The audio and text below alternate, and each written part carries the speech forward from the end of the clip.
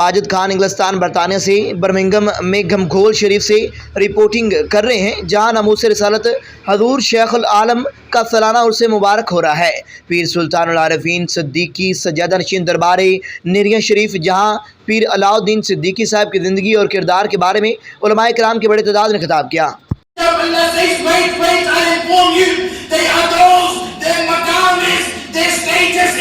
They will be seated on the right hand side of the throne of Allah subhanahu wa ta'ala. The companions asked, who ya Rasulullah? The messenger of Allah says, they will not be Anbiya, nor will they be Shuhada.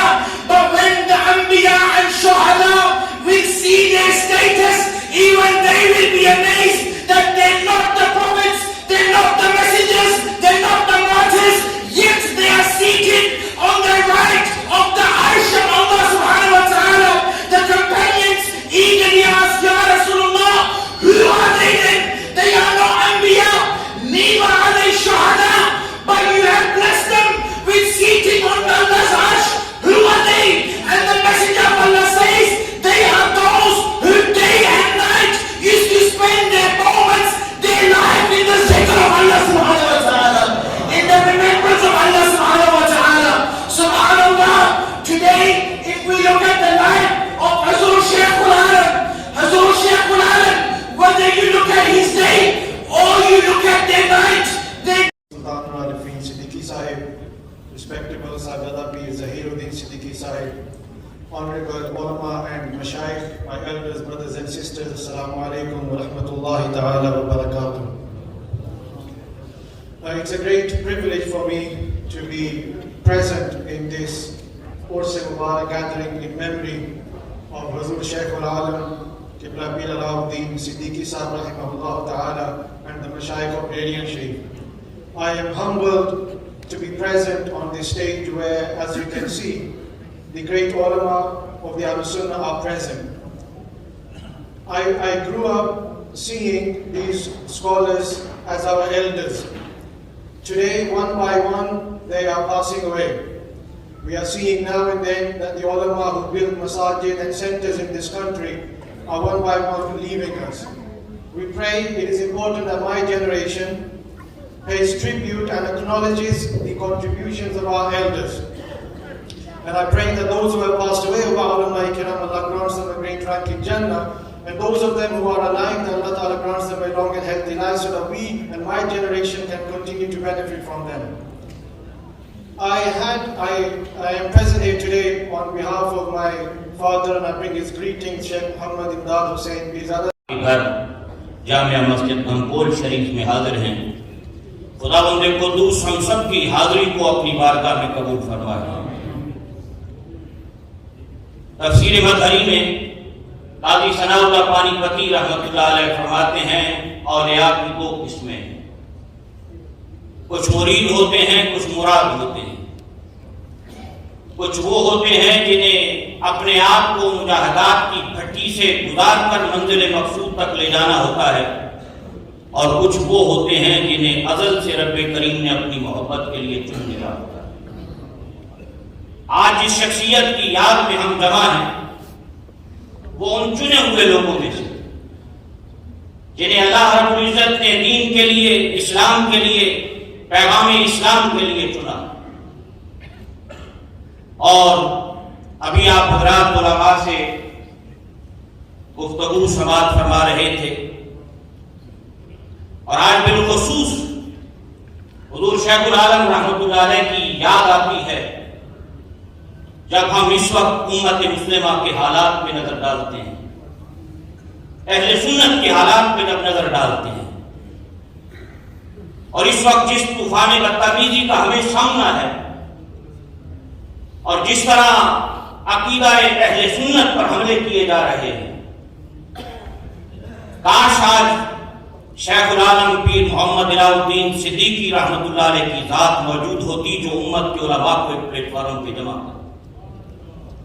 ابھی چند روز پہلے ہم حاضر تھے قبلہ پیرزادہ شیخ امداد حسین صاحب مدد العالی کے پاس، علماء کی ایک جماعت بیٹھی تھی، اسی درد کا تذکرہ ہو رہا تھا جس کا آج اہل سنت کو سامنا کرنا پڑ رہا ہے۔ تو انہوں نے فوراً ایک جملہ کہا کہ یورپ اور برطانیہ کی دھرتی پر اگر امت کو اور اہل سنت کے علماء کو ایک پلیٹ فارم پر جمع کرنے والی کوئی شخصیت تھی تو وہ پیر محمد الہ الدین صدیقی کی ذات۔ آج دور دور تک کوئی ایسی شخصیت نظر نہیں آ رہی جو اہل سنت کے علماء کو ایک پلیٹ فارم پر بٹھا سکے۔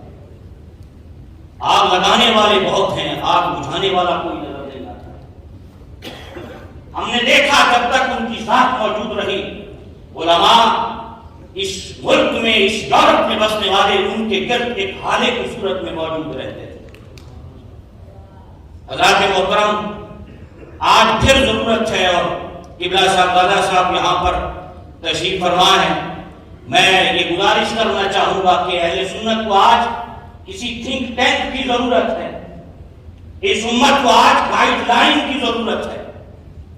اور آج جن حالات کا سامنا ہمیں ہے، یہ ایک بڑی عجیب صورتحال ہے جس سے ہم گزر رہے ہیں، کہ جب چھوٹے کھڑے ہو کر بڑوں کے گریبانوں میں ہاتھ ڈال رہے ہیں، جب چھوٹے کھڑے ہو کر بڑوں پر لعنتیں کر رہے ہیں، ان حالات کے اندر اے مسجد کے اس ممبر پر اور اس مسجد کے سٹیج کی سب پر بیٹھنے والے علماء و مشائخ، آپ کی ذمہ داری ہے کہ اس امت کو کوئی گائیڈ لائن فراہم کیجیے، ان کے سامنے عقیدہ اہل سنت کے تحفظ کا کوئی پلان مشترکہ طور پر ایسا پیش کیجیے۔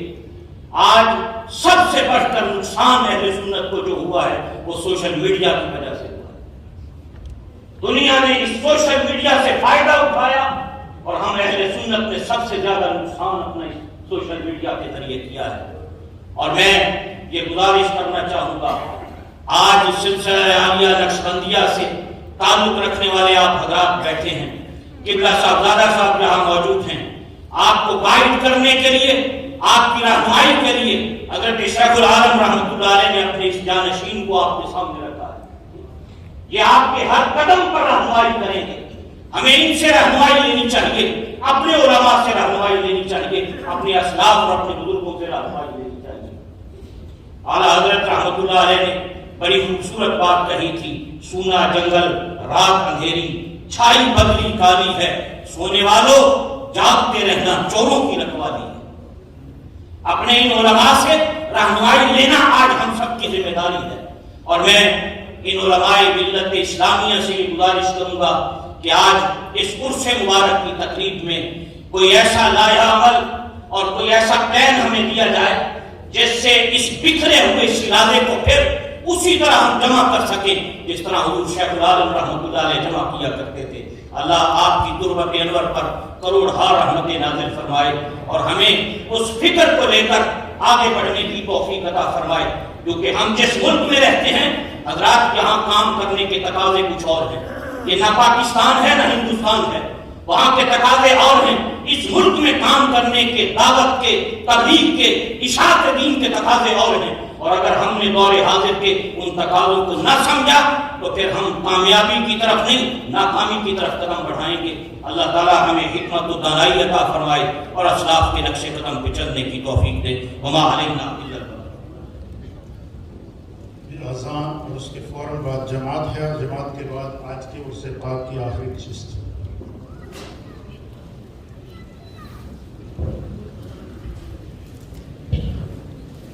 صفحے سیدھی کرنے فوراً اذان کے بعد رئیس المجددین پیر میرے علی شاہ صاحب رحمۃ اللہ علیہ اور مجدد پاک کی تعلیمات پر آنچ نہیں آنے دیں گے۔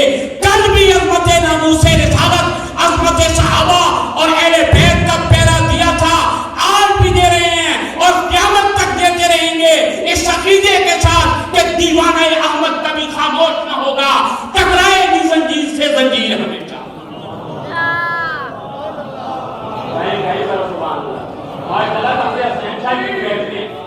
سبحان اللہ، اے نعرہ بجے بجاؤ بجاؤ نعرہ۔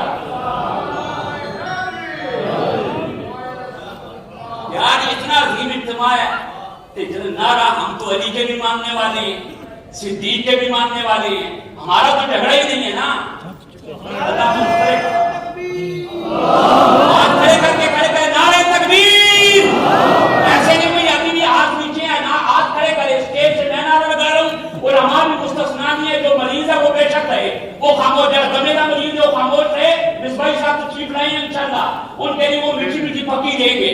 میرا تو یہی انداز ہے جس طرح سے میں بول رہا ہوں. بات سمجھ میں آ رہی ہے؟ نعرہ لگائیں, ایک ہاتھ بلند کریں اگر تقریر سننی ہے. اور میں امید کرتا ہوں نصیر اللہ صاحب کے نعرہ تکبیر, اللہ سلامت رکھے, ہاتھ بلند کریں, نعرہ تکبیر, نعرہ تکبیر, نعرہ تکبیر. اللہ کی عزت کی قسم, چاہے گھنٹول ارے رحمت کا کلیوم گھر اور گھنٹول شہید کی مسجد میں قبلہ صوفیت اللہ صاحب اللہ پاکان امت کی اور شیخ العالم کے درجات بلند کرے. ہمارے نعرے بتاتے ہیں کہ ہم کون ہیں. 1400 سال سے آدم علیہ السلام سے لے کر نبی خاتم تک, سید المعصومین تک, خاتم المعصومین جناب محمد رسول اللہ تک, اور محمد رسول اللہ صلی اللہ علیہ وآلہ وسلم سے لے کر جناب سلطان العارفین تک ہمارے شجرے بتاتے ہیں اور ہم دنیا کو پیغام دیتے ہیں. اور دنیا والوں صحابہ اہل بیت پر انگشت نمائی مت کرو, اس لیے کہ صحابہ ہمارے معیار ایمان ہیں اور اہل بیت ہمارے ایمان کی جان ہے. سبحان اللہ.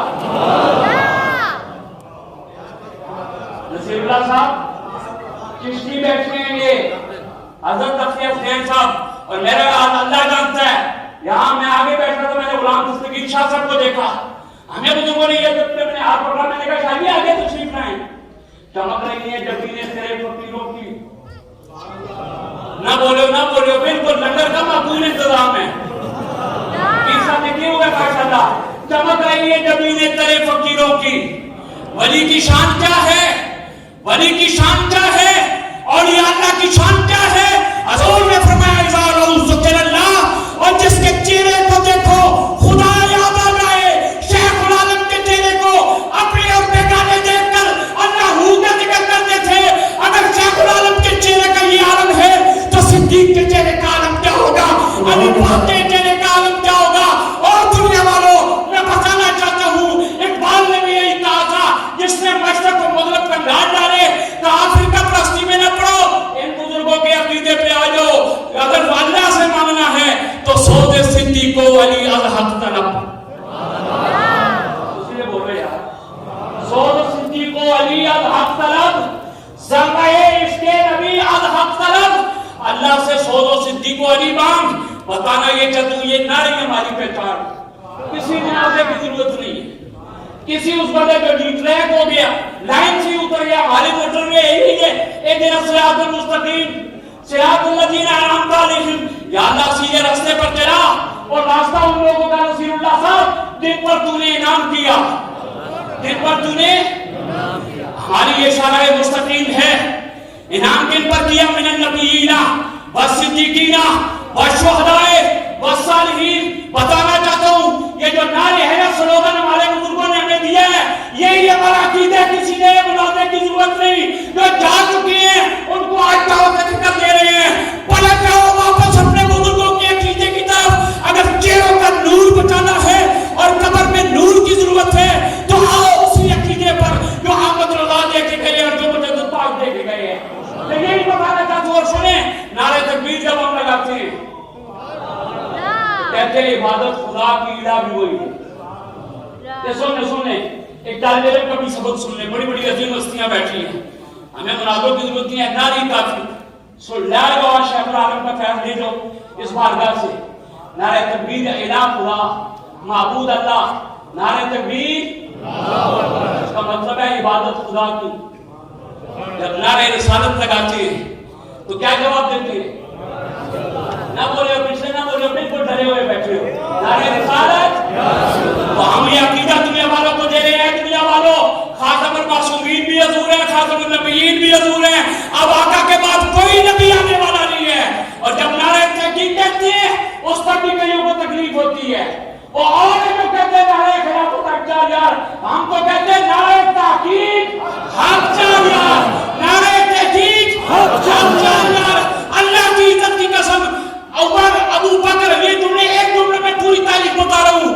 ابو بکر اور عمر نے آل محمد صلی اللہ علیہ وسلم محمد فی اہل بیتی, بخاری کی حدیث ہے, زاکر سے لے کر انڈیا کے نائک والوں تک بتانا چاہتے ہیں.